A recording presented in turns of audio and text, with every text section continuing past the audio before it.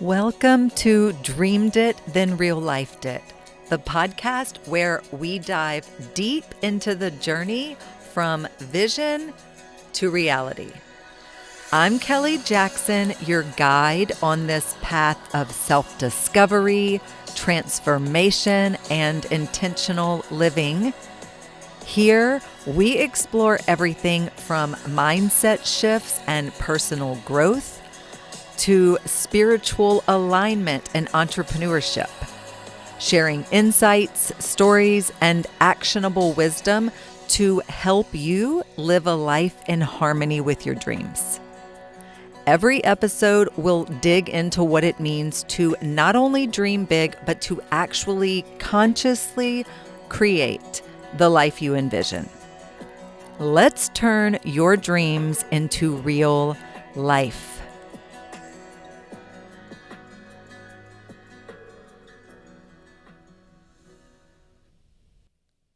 Motherhood. It's one of the most intense, transformative, and beautiful experiences we can have. Whether you're a mother or have mothering figures in your life, there is a constant invitation to grow, to heal, and to reflect. And for me, motherhood is about so much more than just being a caretaker. It's about consciously nurturing little souls while also evolving within myself. And trust me, it isn't always easy. It's about balancing who we are as individuals with the love and guidance that we give.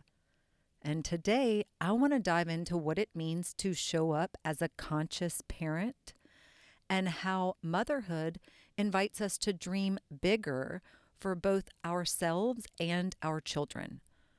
So, whether you're on this journey yourself or just curious, let's talk about how we can be present, intentional, and real in the role of a lifetime. Before we even get into it, I do want to say this because I realize that of all the possible listeners that could be out there listening, and thank you. I love you. I'm glad you're here. I recognize that we're all going to be at a different place in our lives. And for one, maybe some of us aren't even women. So we couldn't be a mother, right? So maybe motherhood wouldn't even apply to us anyway.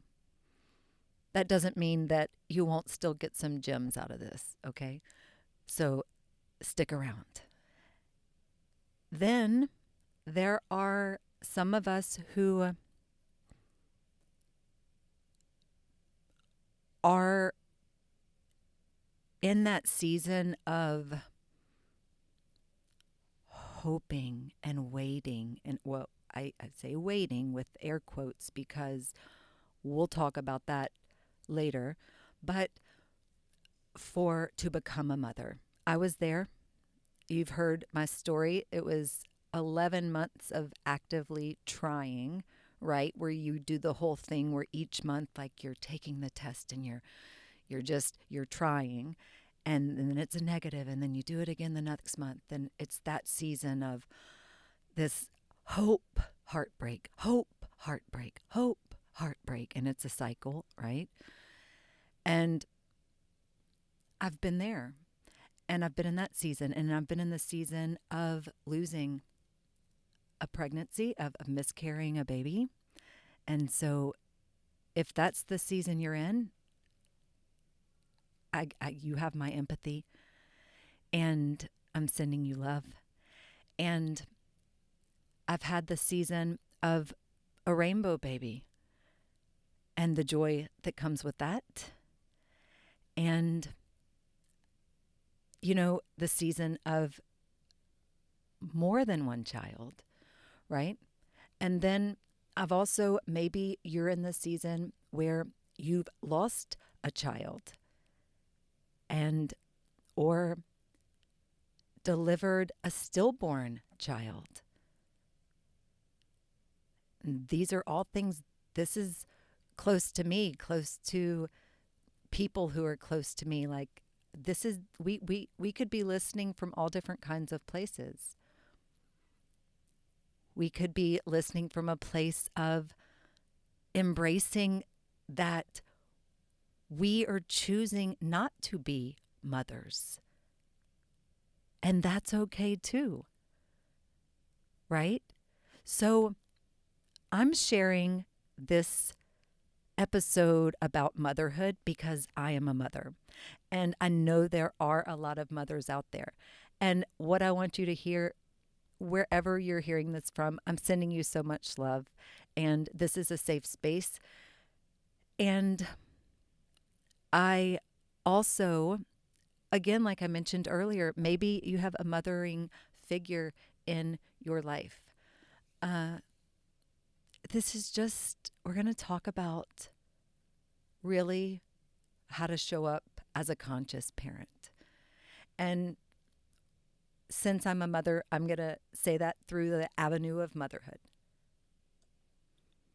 So, one of my girlfriends just sent me a reel on Instagram, and it's so fitting for this episode. I'm going to push play, and I'm hoping you can hear this. And of course, I'm going to link the original reel down in the show notes so you can watch it. But I want you to hear it. And the text over the top of the reel, just so that you understand, so you can, it says, teaching my boomer mom about millennial parenting. That's the POV. And I'm going to go ahead and push play and see if y'all can hear this. Be careful. We don't say be careful anymore. Instead, say, what's your plan here? I don't even know my plan. Do you know your plan? Don't. Stop. Hit your sister. Don't say stop. Say gentle. Gentle what? Gentle hands. Gentle hands is gentle. Everything. Gentle everything. I am so proud of you. You're not supposed to tell kids you're proud of them anymore. Why not? That's putting the focus on you. What? I'm so proud. Don't say that. Should I say instead? You should be so proud. I am so proud. It's back on you again. Hey, hurry up. We gotta go. Don't rush. We're fine. Don't rush her. Fine. I thought we were in a hurry. If you rush children, it makes them anxious. No hurry. You always rushed us, and I'm anxious. Never rushed you. We were always late. Exactly. And I was anxious because we were always late. What am I supposed to say then? Gentle. This way. Good job. Good choice. Thank you. No, say good choice. Watch out. Do you feel safe here? I don't feel safe about any of this shit. Be careful. We don't say be careful anymore. Okay. Instead, say, Now, that was the reel. It was from ABC Doula and Newborn Care. And the caption was about gentle parenting and grandparents and parents, and this being a big adjustment, a huge adjustment from the parenting of other generations. And so I think that's a good way to start this off, is talking about that, because I definitely am, the way that I'm interacting with and bringing my girls up is different than the relationship I have with my parents and the way that they brought me up. And let me preface this by saying this, and I've said it before and I'll say it again in case this is your first time tuning in, is that I love my parents, and they've truly are the most supportive people in the world. Like, they're my number one fans. And I would not be who I am today, where I am today, without them. There are no ifs, ands, or buts about that. That is like the honest to God truth. And they've always done the best they could with what they had, with what they knew, with who they were at the time, just like we're all doing, friends. And like, they were first-time parents, right? Like they had never been parents before, and then they had me and my sister, so they were learning too. just like we all are. And again, just like this post talks about, and my mom, we've even had the conversation, and she's even said, parenting in her generation, it was different. And then in their parents, my grandparents' generation, it was even more different. And so I made the conscious choice, especially when the girls and I moved into the apartment in 2015. And the girls were 3 and 5 at the time. And one of the things that led up to that, there was yelling in our house. And I was raising my voice at the girls, and they were 3 and 5. They were little. And I was, again, still felt at the time like I couldn't survive without Adderall, that I had to have it. And I was addicted to stress, and I was a workaholic, and I was drinking like no water and 2 monsters a day in like the big cans, and eating a lot of processed food, a lot of really junky food, and I wasn't exercising, and I was like not sleeping, and my mental health was low, and I was irritable, and I was overwhelmed, and things felt hard, and it was stressful, and there was just yelling and in the house, in the relationship, and then that trickled down to our young children. They were 3 and 5, like I said, when we moved into this apartment, and I recognized that I did not want to be that way anymore, and that's not the life that I wanted for them, and I wanted something different. And so I discovered something called Generation Mindful, and I'm going to get back to that in a minute, but let me stay here first. So I didn't, and I say I, and their dad as well, when we were married, up until the girls were 3 and 5, they weren't spanked. We didn't do the spankings. However, I was doing the timeouts, like, and I was yelling. I was raising my voice. I know I was, and their dad was as well. And, and again, less because of the children. It was just, I did not have a regulated nervous system. I didn't even know what that meant. And I certainly didn't have one. And my lifestyle and my environment and all of the things, and I lacked self-awareness at the time, and just a lot of things contributed to this. But that's what it felt like. And so I wanted something different. Now, even though one of the reasons they weren't, so in my childhood, we did get the spankings. And if maybe they didn't like what you said, the mouth, wash your mouth out with soap. And maybe get a belt spanking sometimes. Or maybe if it was at my grandparents', my grandmother would tell you to go pick a switch, and you would have to go out in the yard and get sticks that she would spank you with, right? And the thing is, that unfortunately, I think was pretty normal for that generation. And also getting sent to your room. So if you had big emotions, instead of communication or having the emotional intelligence to identify your feelings and to talk about it, it was like, go to your room, close the door, go to your room. And you would be alone with your big emotions and not knowing what to do and all of this kind of stuff. Again, I wasn't aware of any of this until later when I started learning about it and everything. And in hindsight, I see how all of these things affected me and who I became and what I went through and how I was, and the relationships and the attachments and traumas and wounds and how all of it manifested in my life. It all makes so much sense.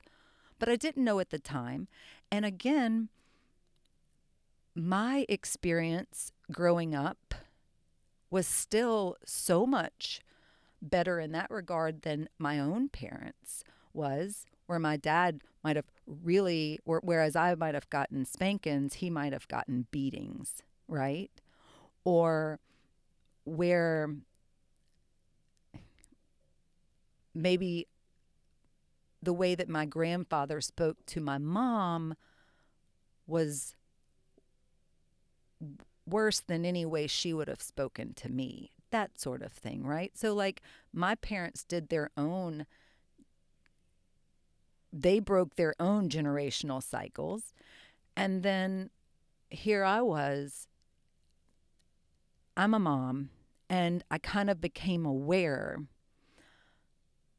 around the eight when they were 3 and 5 that I did not, I was not, I didn't want to be that way. Now, mind you, that I'm right now I'm just focusing on what I didn't like about the kind of mom I was, which was the yelling and the my patience seemed low. But on the other hand, I was like, my children, I mean, I love being a mom. And so I loved doing all the stuff at the school or the daycare or for them or the parties. And they were always with me. And they were like, they would come with me to work and they would be with me in the studio. And they were so much fun. I loved being with them. They were so creative. We do so much together. And they it was wonderful also. It was wonderful also, okay? I just recognized there were aspects of myself when it came to like the kind of mom I was being that like I wanted to be different. And again, I was becoming self-aware. I had started this intentional journey of self. And so I found this thing called Generation Mindful. And I loved it. And I'm going to put more about it in the show notes because I love sending, I've even bought this for people and I love telling people about it. And it teaches emotional intelligence before the children can even read or write. And we started with something called the Time In Toolkit. And what it was, and this is all, again, this is, she created this. It's about conscious parenting and, you know, that whole mindful parenting, that's the name, Generation Mindful. And so the importance of teaching emotional intelligence and the idea behind the time in as opposed to a timeout, it's that, you know, a timeout, like I mentioned earlier, you have these big emotions and you're feeling these things and then you get sent away or you get put in a corner or you get, right? And you don't learn how to regulate and you don't learn how to communicate or identify the feelings or what's going on. And then you begin to fear that you're not safe to feel the things and express the things or have your voice, or there's just so much there. And so the idea of the time in is that you create a safe space somewhere in the home and you identify it, that's the time and space. And then it's an inviting space, right? And they have a poster that you put on the wall and it has, they break the 32 core emotions down into like 4 categories. And we'll talk about it in a minute because it's important and I really want y'all to hear this. And then they also have like on the poster, different ideas of what you can do to regulate. Maybe take some sips of water, take 10 deep breaths, hug a stuffed animal, read a book, do a puzzle, right? Like there's different things that you can do and to regulate.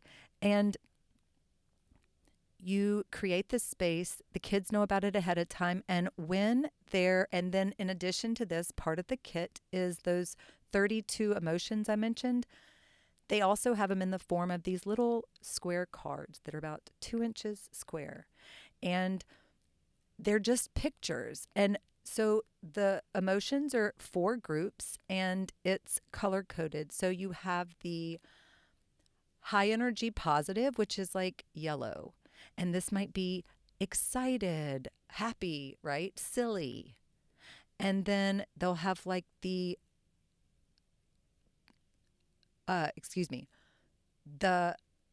high energy or the low energy positive. And this is like, and that might be like a light green color card. I don't remember the exact colors. And this is like relaxed or calm, right? And then they have in the red cards, they're going to have high energy, like negative. And this would be like angry or jealous or something like that, like these negatively charged, high energy emotions. And then finally, in maybe like a blue card, they have the low energy, negatively charged emotions, right? Which were going to be like sad, embarrassed, things like this. And so when you break it down like that, and the cards, they don't have words, they just have this simple illustration of a child's face with the emotion. And or maybe it does have the word. It does have the word, but it's not only the word, I guess what I was getting at. It also has a little illustration. So you can associate it. So even a child, like my 3-year-old when we started, could still identify with the emotion even if she wasn't able to read all the emotions yet. And so when something happens, when a big emotion comes up, say the girls were 3 and 5 at the time, and they would be sitting there doing something, who knows, and one of them would start crying or getting upset or whatever. Instead of you're punished, go to timeout, this sort of thing, it's like, hey, come on, let's talk about it. Go pull a card. Go pull 3 cards, however many cards you need to pull. And go to the time in. So you know about this place ahead of time, and it's already set up, and you've already spent time there, and it's already feels good. So when they go there, they're not being sent there because they're bad or they're punished or they feel like they're bad, I should say. They realize that you're recognizing that I see that you've got these big emotions. Let's talk about it. Let's see if we can figure out what's going on. And they'll pick the cards. And then when they pick the cards, they'll show them, and then we can talk about it.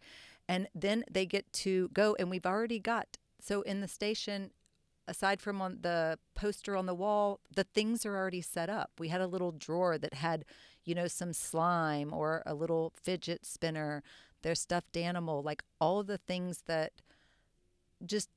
they may want to choose from. So they knew they could sit there and do that until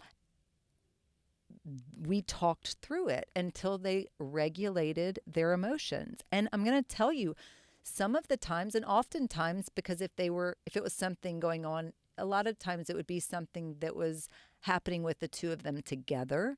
And so they would both go pull cards, right? And sometimes I would be surprised by some of the emotions that they were feeling, because I wouldn't have guessed. I didn't realize that was one of the emotions at play there. Like, let's say jealousy, right? Like, and then when you hear, and then it opens the door to have the conversation like, oh, well, I noticed you're feeling jealous. Tell me about that. What are you feeling jealous about? And then they may explain something, and it's like, wow, oh, wow. And it could have been something that you wouldn't have even thought of, that was simple, or that's something that you can offer a new perspective or a new viewpoint, or maybe they just weren't seeing the full picture, and you're able to fill in the rest of the story for them so that feeling dissipates. But these are things that you get to work through, and you're teaching children this at such a young age. It's really remarkable. And this was so different than anything that I was familiar with growing up. And even, I had worked at, my very first job was at a summer camp, and then teaching little preschool gymnastics. And, I had worked at vacation Bible schools over the summers, with the younger kids doing that sort of thing. Like, I always enjoyed working with kids, and even none of all of this was like new to me. And it's like new to me. And here I am as a grown ass adult, and I have two children who are already 3 and 5. And I'm learning so much of this stuff for the first time, but I was grateful for it. And so I started becoming interested in conscious parenting. Like, what is this? And what does all this mean? And learning a little bit more about some of the psychology behind it. And,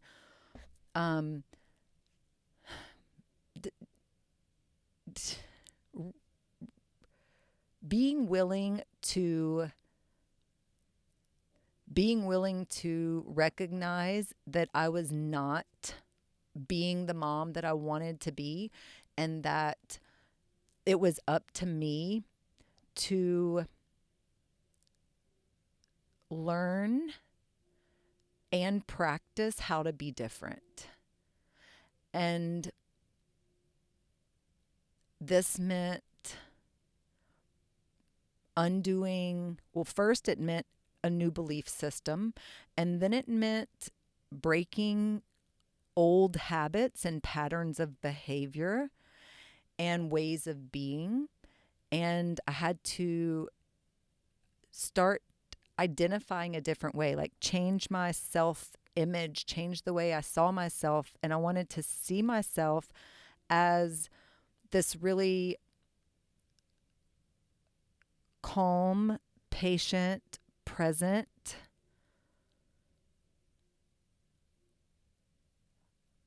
mom who my children didn't fear, and who didn't try to control them. I wanted them to feel safe and peaceful and loved and secure. And if I had kept going the way I was going, that wasn't the environment I was creating for them. And I knew that they deserved better and that I could be better. And I'm really grateful that I discovered that Generation Mindful, because it was something that helped me at a time when I was new. I was going through so many transitions and huge life changes all at once. And I really wanted so much to just be a better person and to be, become the woman of my dreams. And that meant becoming the mom of my dreams. And I had to recognize that what I was doing was not the way. Like, yelling at my girls was not the way. And they didn't deserve it. And here's the thing, they have, from me, that they have never been grounded, and I've not yelled at them since before we started that journey. And guess what, friends? Guess what they've never done? They've never yelled at me. And they're truly so grateful, and their emotional intelligence is remarkable. It's truly remarkable. And the conversations they just turned 13 and 15. So this has been, they were 3 and 5. They were 3 and 5, about to turn 4 and 6. and now they have just turned 13 and 15. So it's been 9 years on this journey, and the best 9 years of my life. I'm telling you, I'm so grateful that we did this, and not just this specifically, this program, but I'm definitely grateful for it. And that's why I love to tell people about it. In her blog, and if you subscribe to her email list, the emails that they send, just everything, it's a great resource, especially if you're interested in emotional intelligence with your children and conscious parenting and raising children without raising your voice. And I think that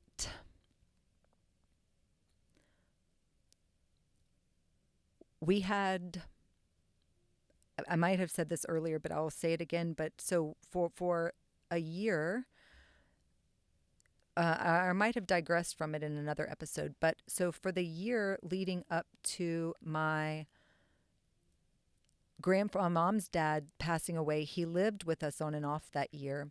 And having him in the home, so we had 4 generations there, guys. So we had my grandfather, my parents, me, and the girls. And it was really pretty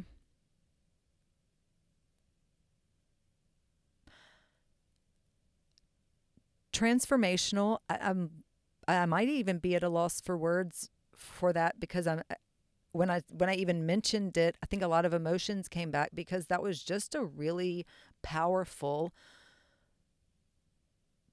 point in my journey to have chosen multi-generational living, and then had the opportunity for a year, on and off for that year, to have 4 generations living together, and my children to experience that too. And wow, like, you really, when you have 4 generations living together, you see the patterns, you see the wounds, you see the trauma, you see the healing, you see it all. At least if you look, guys, my third eye is wide open. So like when I'm saying you see it, like I'm seeing it from that perspective. Like I'm from the awareness, from shining the light of my consciousness, from like an intentional journey of growth and expansion and healing and transmutation and alchemizing and all of the things. So from this place, to be able to spend the better part of that year with 4 generations, and to really be in it, seeing it from one to the next, to the next, to the next, and just seeing how it all weaves together, and how it was powerful. And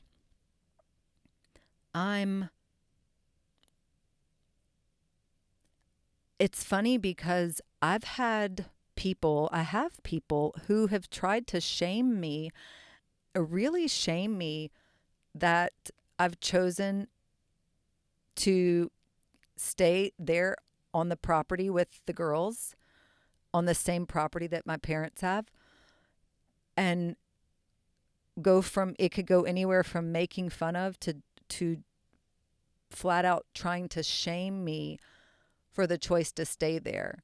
That what kind of example am I setting for my kids, being my age and still living at home, is how it was phrased. And we don't live in the same, I don't live in the same house as them. And, you know, outside of the United States and other cultures and other countries, it's actually pretty common to have multi-generational living. And the thing about it is, I kind of, if you've ever talked to me in this 9 years that I've been out of that, the marriage, and have been single, I don't refer to myself as a single mom. I don't think of myself as a single mom. I mean, I'm single, yes. And I'm a mom, yes. But I'm not like a single mom, like I think of um, when I think of a single mom, and I have I more than one of these women in mind that I even know personally, right? Who are truly a single mom, really don't have a support system. They are out there like doing it, and they're doing it really alone for the most part, like without a supportive partner, without a supportive family. And now they've got their friends. They're not totally alone, but what I'm saying, like, I don't consider myself a single mom because we've lived there with mom and dad. And so there's like always somebody there. And it was great because when the girls were younger and in elementary and school didn't start until, 8:30 or something like that, and I wanted to go do the 5 a.m. workout at the Pilates studio down the street, I could go catch that class while they were still sleeping. And they were good because mom knew I was going and she was up, just like they're there. The house is like they're on the property. She was there. They're not far away. And she knew and she was there and they were sleeping. And it's private property behind locked gates, right? And so, wow, how amazing. I was getting to like live and prioritize my health and my wellness journey and self-care and all this. And y'all, I would get back from Pilates and then I could wake them up, start making their breakfast, do what I had to do. You know what I'm saying? And like, they didn't even know I was gone. And I was getting to do that. And I wanted to go for a walk, go walk the lakes in the morning. Mom was there. She was like, I got you. Or if I got tied up doing something because, she's retired at this point. Well, they both are. So they were there. And it was fine because they were available to help out with maybe getting them from school or something like that. And so it's so wonderful. They help out in so many ways. And the girls love it. They love it. And I've asked, I can't tell you how many times, Mom, Dad, like, y'all sure you don't want us to leave? Like, don't y'all want your privacy? Don't you want your space back? They're like, nope, we're good. The girls add so much life to the house. And they love having them there. And we love being there. And it's worked out well for us. And it's allowed me to heal my inner child, work on that, heal my relationship with my parents, get a good relationship because Mom was just saying this the other day. There were times when we, meaning me, my sister, but like I pushed them away. They were put on this planet to make my life miserable. That's probably what I thought for a good portion of my life, which of course is not the truth, but that's what I believed. And look, it's not a choice I'm ashamed of, even if someone tries to make me feel ashamed of it. It's a choice that I've chosen and that I'm proud of and that I love. And again, it also gave us the opportunity to spend the better part of a year with 4 generations there. And that's pretty remarkable. I just looked at the time. And because I was just chatting, and I think I need to wrap it up, but I wanted you to hear that. I wanted you to hear this about Generation Mindful. I know we're going to be diving into motherhood more later, but this is something that I'm admitting this is not something I'm shying away from. I'm telling you that, yeah, I used to raise my voice. I used to have not a lot of patience. I used to, even though I was a wonderful mom in so many ways, I was also not present in so many ways. And I was also not who they needed me to be. And I'm really grateful for this journey, this self-love journey and this self-awareness journey and doing the shadow work and being willing to look at myself and say, I can be better in that area. And then finding the resources and following through and staying consistent. And look, as recently as like this year, probably maybe even this summer, with the girls. One of them had gotten upset about something, and we were sitting there, and there was a couple tears. No yelling, because they're so good at emotional regulation, and we just don't do that. But some tears were involved, and I was like, hey, go get some cards. Like, let's talk about it. And they did, and it was great, and we talked about it. Y'all, the cards, even like we're teens, we're using those, okay? I like to even look at them sometimes to be reminded, oh yeah, am I feeling that? Shoot, maybe I am. So that's what I got for you today. Sending love to all the parents out there on your conscious parenting journey. You got this. You're amazing. I'll see y'all next time. All right. There is one more thing that I wanted to include in this episode. It came to me after I recorded, and I really felt like I need to share this. So this is called the Feelings Song. This comes from Heidi Rojas Music, and I came across it on Instagram years ago at this point, a year or two ago, and I saved it, and I love it. I've shared it with my girls. I want to share it with you. And it's about emotional intelligence, and I feel like it is a really great way to wrap up this episode. So here it is. I will link her in the show notes as well. Enjoy. You're sad or afraid. Let's talk about it. Let's talk about it. So it doesn't sit all alone in your heart when you're sad or afraid. Let's hug about it. Let's hug about it. So it doesn't sit all alone in your heart when you're sad or afraid. Let's breathe about it. Let's breathe about it. So it doesn't sit all alone in your heart when you're sad or afraid. Let's sing about it. Let's sing about it.